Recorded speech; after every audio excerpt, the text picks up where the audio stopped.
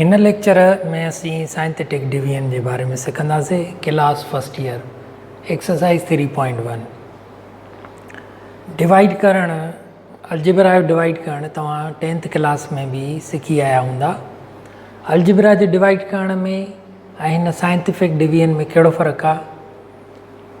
Algebra में जॾहिं असीं डिवाइड कंदा आहियूं, फ़र्ज़ु कयो जंहिंमें 5th पावर हूंदो आहे या तमामु वॾा हिसाब हूंदा आहिनि, त उन्हनि में तमामु घणो टाइम लॻी वेंदो आहे। साइंटिफिक डिवीजन में भले केतिरो ई वॾो हिसाबु हुजे, उन में एतिरो टाइम न लॻंदो। हिन में सिर्फ़ु ऐं सिर्फ़ु कोफिशिएंट जे वसीले सॉल्व कंदा आहियूं।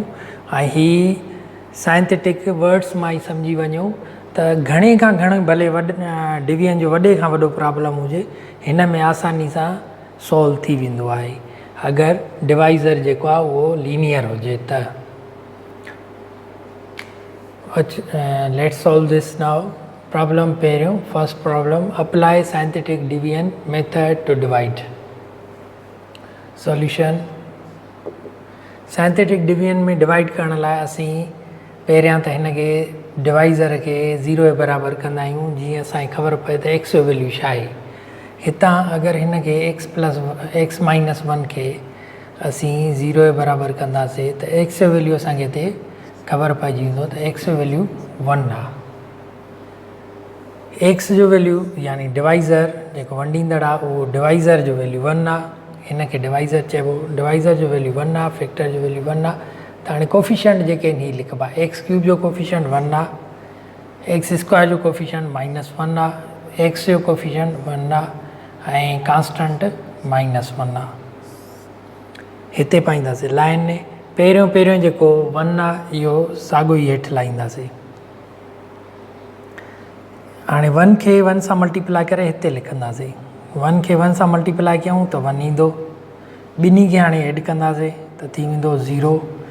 वरी 1 खे 0 सां मल्टीप्लाई करे हिते रखंदासीं, साॻियो ई 0।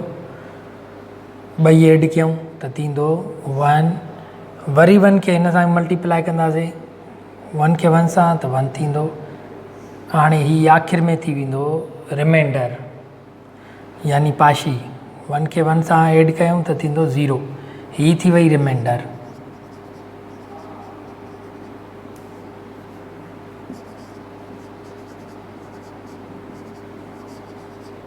पाशी। हाणे अगरि असांखे क्वेश्चन माना जेको असांखे वंड जो जवाबु मिलंदो आहे, उहो फाइंड करिणो हूंदो त कीअं कंदासीं? हितां शुरू कंदासीं। X power 0, x power 1, x power 2। हाणे हीअ हिननि सां मल्टीप्लाई कंदासीं। हीअ एक्स स्क्वायर जो कोफिशिएंट आहे, हीअ एक्स जो कोफिशिएंट आहे, हीअ कांस्टेंट आहे। एक्स हिन खे 1 सां मल्टीप्लाई कयो त थी वेंदो एक्स स्क्वायर। हिन खे 0 सां त इहो साॻियो ई 0 थी वियो। ऐं हिन खे 1 सां मल्टीप्लाई कयो, एक्स पावर 0 माना 1 त थी वेंदो 1। 1 खे 1 सां त साॻियो ई 1। त कोशंट जेका मिली असांखे, हिन कोशंट मिली एक्स स्क्वायर प्लस 1 ऐं रिमाइंडर जेका मिली उहा मिली 0।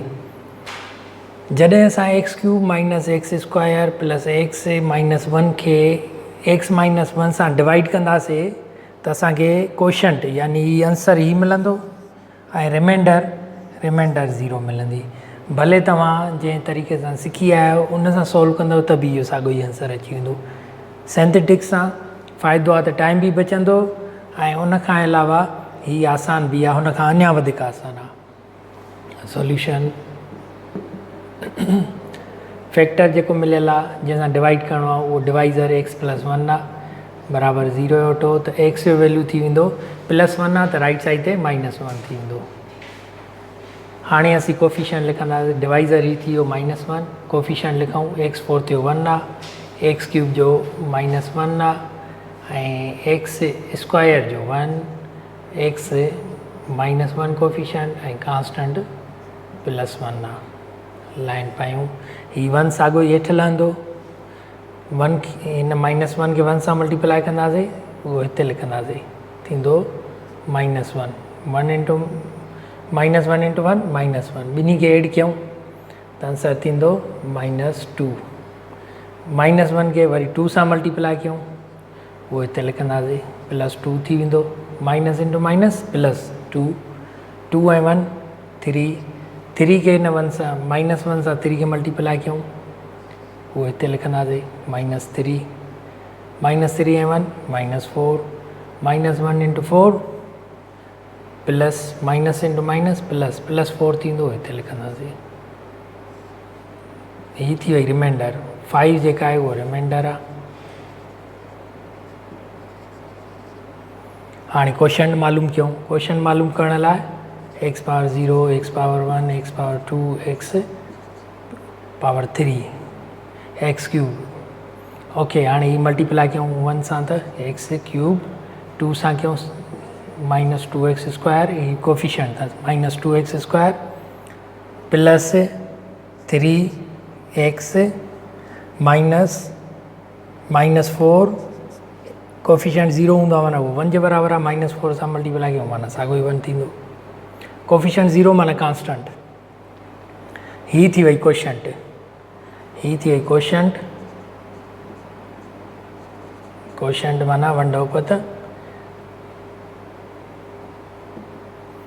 ऐं रिमाइंडर थी वई R थी वई रिमाइंडर 5 थी वई। इहो थी वियो आंसर। क्वेश्चन 3 सॉल्व कयूं।